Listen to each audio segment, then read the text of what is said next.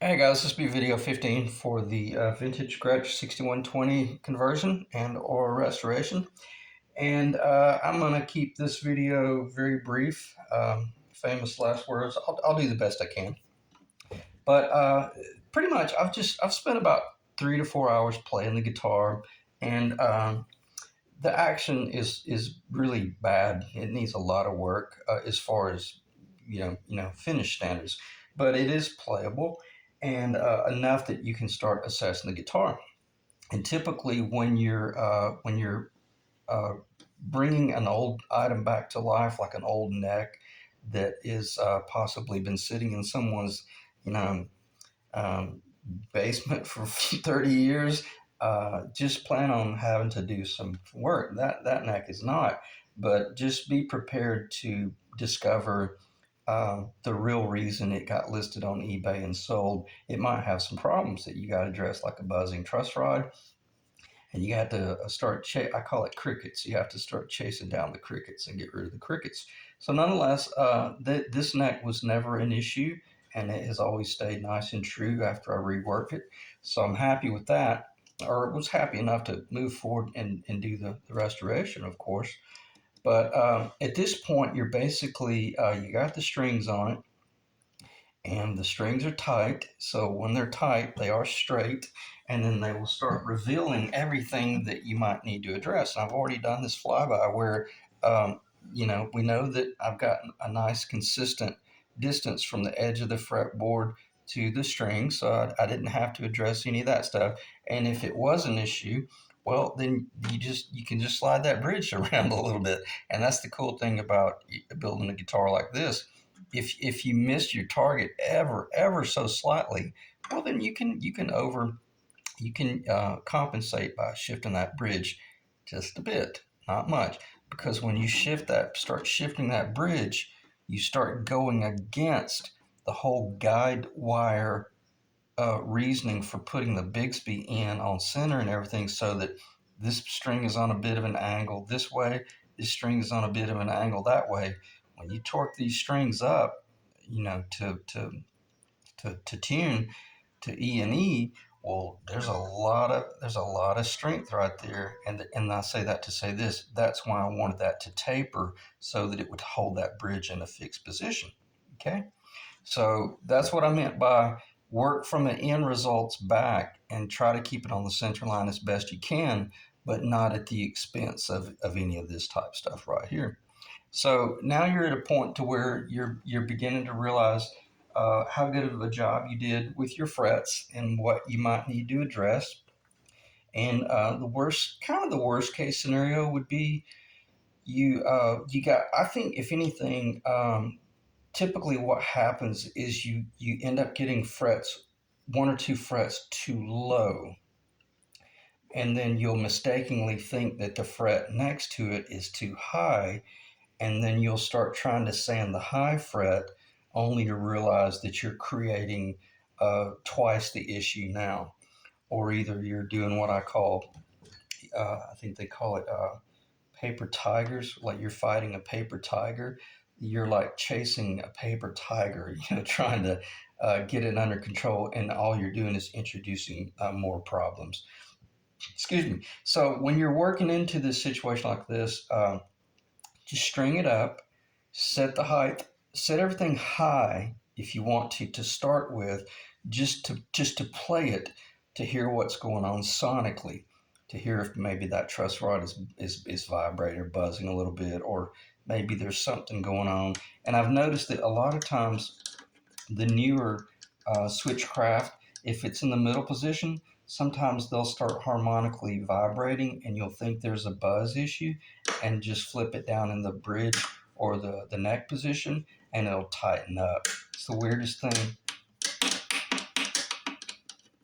but you can hear it. I'm being dramatic there, but nonetheless, that's don't let that. If you hear a buzz, maybe flip that and see if that might be what's buzzing. Okay, and then you just start doing you make corrections as needed to get to the finish line. I've already beveled these frets about 80%, maybe 85%, When I say 85%, I'm not talking about a degree or anything like that. I did like my initial bevel work to get myself in the game, so it was actually playable and not painful when I'm sliding across the frets. So, are they finished? No, absolutely not. Could I take them further? I can, but the cool thing about this, I've got such a nice sweet roll going right here. I don't think I'm gonna have to. So, if anything, if it's not difficult to play, then just leave it. And right now I'm probably about 75 degrees. I'm not very flat. It might even be as tall as 80. I'm talking about the degree of the bevel on the fretting. Right now I'm about I can't see. It doesn't matter. Typically they bevel about that much right there. I don't know if that's in the camera, but I'm basically about right here, and it's very comfortable. But the cool thing is, you can take material off and you can do polish work later on, but you can't add it back, as we all know. And if you overshoot your fret issue, that could be a pretty serious matter according to how wide or how narrow your fretboard is. All right, let me check the time. All right, we're at 6 minutes, and what else do I want to talk about?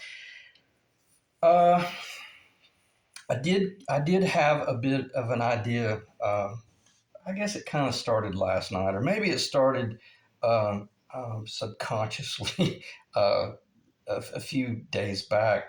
I got to second guessing this whole gold hardware thing. Is where I'm going with this, and the more I thought about it, um, to my knowledge, and I'm almost certain I'm correct, an authentic 59 did not have gold hardware. An authentic 59 had nickel hardware. So I say that to say this. I got two nickel patent applied for Filtertrons in that guitar right there, that guitar would be an extremely good candidate to receive Dynasonics, the Dearmon Dynasonic. Um, because you know how I'd mentioned, I'm not gonna waste time. I had mentioned, yeah, I got that strings just a little bit high.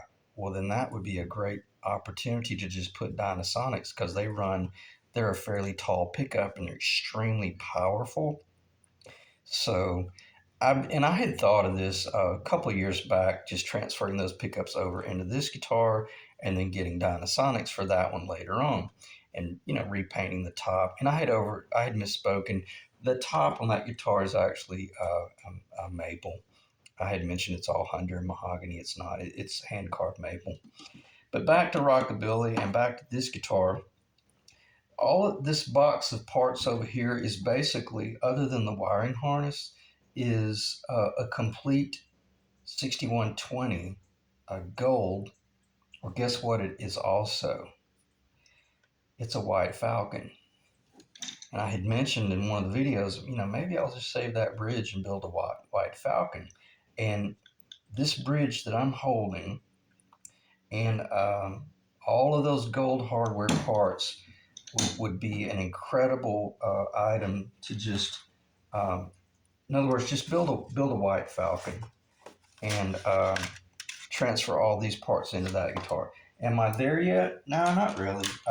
But I say all that to say this: I spent an enormous amount of time, already laying out the bolt pattern for this hinge because I love this Bigsby, because I love this Dwayne Eddy arm, and I spent a lot of time, bandsawing that, shaping that, fitting that, and why why take this one and change it and then have this one left over in a box that uh, that will hardly ever get used again. So if anything, this being a player's guitar, um, just keep it a player's guitar. I've got knobs on it. I don't need to put gold knobs. It's not going to make it sound any better, And so nonetheless, I'm about 100% certain, if not 99.5. I'm just going to leave it like it is. And it's not me being lazy either. It really is because it's a player's guitar. I've got these Spurzels on there. They're fit. they stay in incredible tune. And if I were to take this thing back to the 1960s with the old Waverleys, well, man, I might discover that these old gold Waverleys, well, one or two of them might be defective. And now I'm up in the studio, and paying $100 an hour, and I'm having trouble keeping my guitar in tune.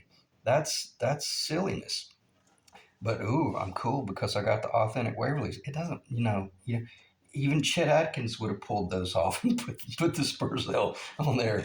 And who was it? Eddie Cochran and Dwayne Eddy? That probably all three of those guys probably would have thrown their Waverleys in the trash and put the Spurzell on there. So I say all that as I keep saying to say this.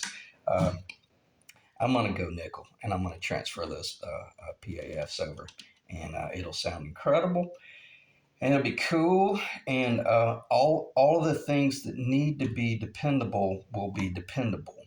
Like the tuning, the bridge, the blah, because that's a nice nickel tone pros, and it just will. So anyway, let me check the time. All right, 11 minutes of just sheer rambling. What else do you need when you build an authentic 59 guitar? And I'll cover this briefly. I had made a statement in one of the early videos in this series how um, this was I was holding this Bigsby, and I was holding this Bigsby, and I made this statement about the early Setzer pictures. This was the bridge that he was running on his very, very early, and it almost sounded like I was talking that this was the bridge he was running. He wasn't. His very, very early, if I'm not mistaken, his very first, I'm almost 100% certain, his first Gretsch had this B6 on it. It had the flat arm. It had the stainless steel arm. It didn't have the, I'm sorry. It had this arm here. This is and some of you guys don't know this. It had the flat stainless steel arm, okay?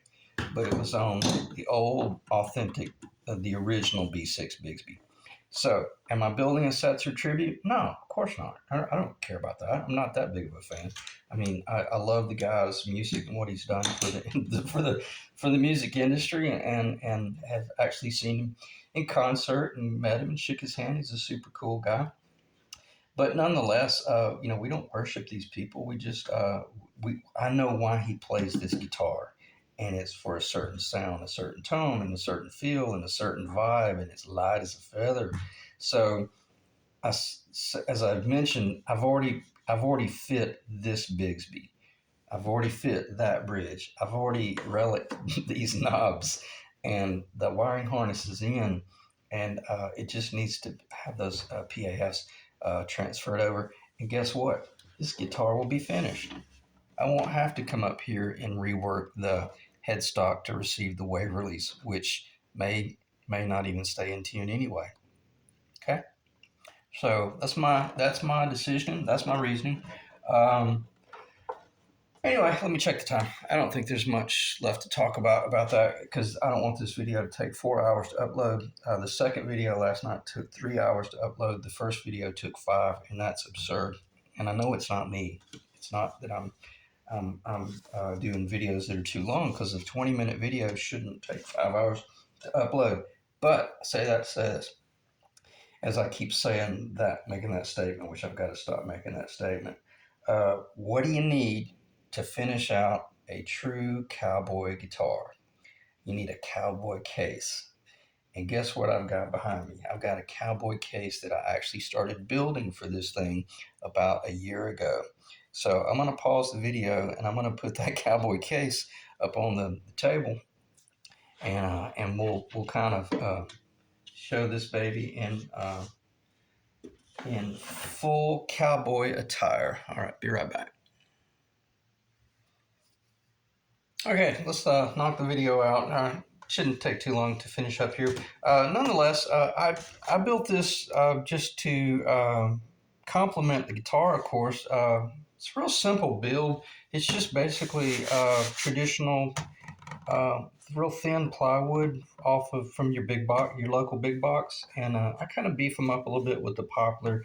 And this is all the just curved lining that is glued in with actually Titebond. I don't use a whole lot of epoxy on this, other than that's probably epoxied in.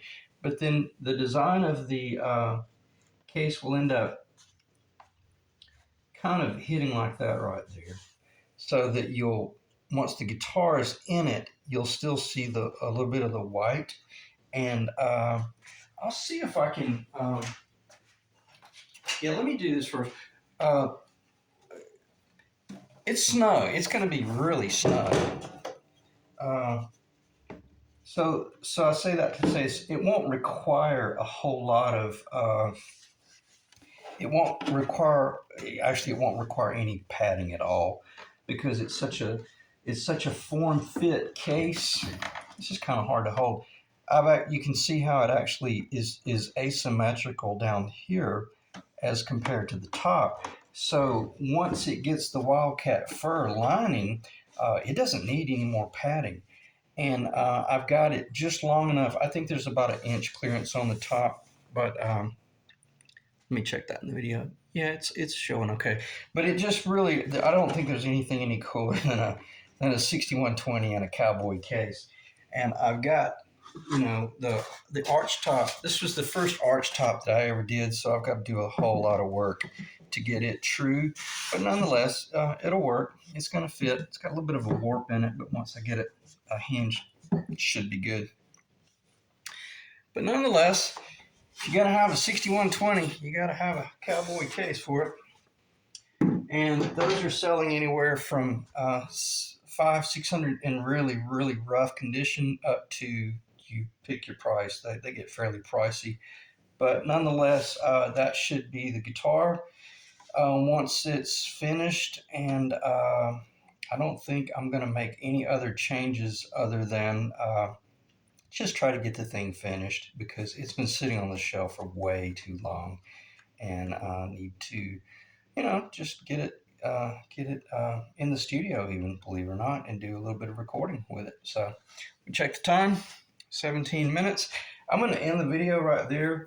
The next video, I probably will go into a little bit more detail, continuing this project, but talking about my reasoning for taking all of those parts that were such a smoking deal and building a different guitar. And as I had mentioned, I've erased this video a couple of times and restarted it.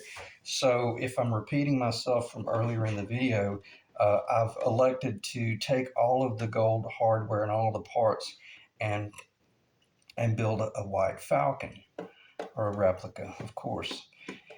And because you just don't get that opportunity to end up with a gold hardware every day. And I truly want this guitar to truly look like an authentic 59.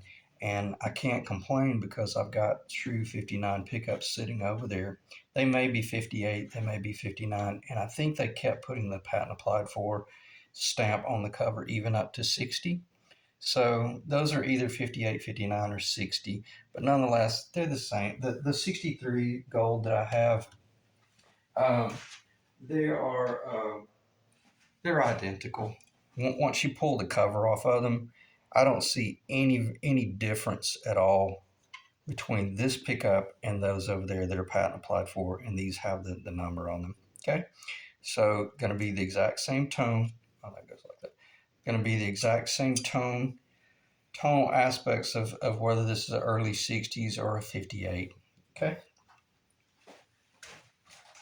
so I'll end the video there and move forward with doing the fretboard finish work, and that'll take a day or two, because I truly just want to keep playing it a little bit and find all the crickets and get the crickets out before I really start doing the level work and the polish work. So let me end the video right there, and until the next video, I will prepare and prepare and prepare. All right, thanks guys for staying in the ring, and I'll see you in the next video.